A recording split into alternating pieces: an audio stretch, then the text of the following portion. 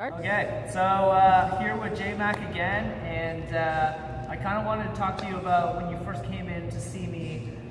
You were wearing orthotics, and you had like a really, you would get a runner shoe, like you had a runner shoe, and I want you to talk to them about, why we changed you out of the shoes, or what was your experience when I made you move out of the orthotic and out of the running shoe?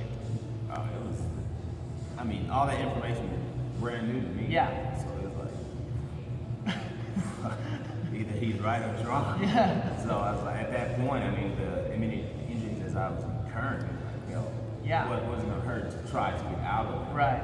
So when you first saw me, you had like a 4mm heel lift, was it?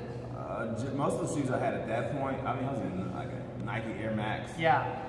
Which is 12 or higher. It's like a low-level platform shoe. Yeah. So most of my shoes were around 12 or higher. Yeah, So right.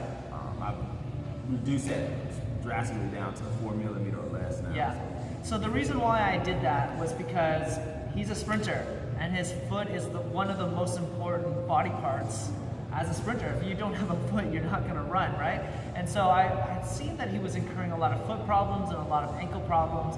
And so what we did was we slowly got him out of that 12mm drop and into more of a flatter shoe. And I know he has an anatomical leg length difference, but I said, to me, he's able to adapt, especially such a high athlete.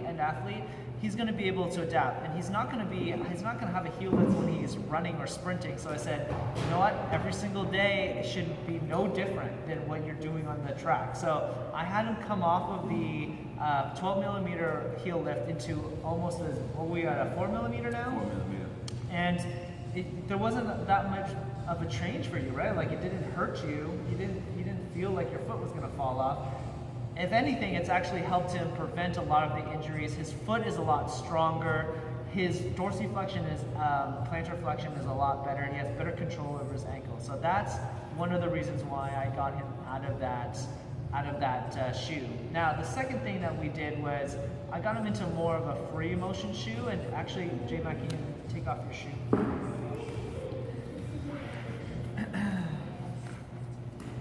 And one of the reasons why I got him out of the shoe was the shoe that he was wearing was very stiff, and he wasn't able to actually move it. But his new shoe, you can see it basically can collapse, and it can twist, and it can flex, and it can extend, and it's a nice, very small sole here. Really, the shoe is there to just protect your foot from the elements.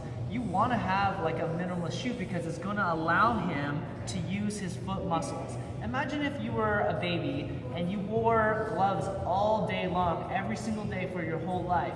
Well, if you took off those gloves and you touched things, you'd be like, I don't understand how to use my hands. Your foot anatomically is almost exactly the same as your hands. You need to be able to use those muscles. There should be dexterity in your foot. There should be strength in your foot. There should be muscle in your foot. There is muscle in your foot, so use those muscles. When you get into a very stiff shoe and a very high heel lift, what you're doing is you're telling your foot, I don't need to actually be used. And you definitely felt that as a sprinter. At a higher athletic level, he's going to know, like, oh, my foot feels different. And that has changed his mechanics all the way up the journey. All right, so if you have any more questions, please give us a call or come to my website at www.drmoosesportspod.com, and I'll see you guys later.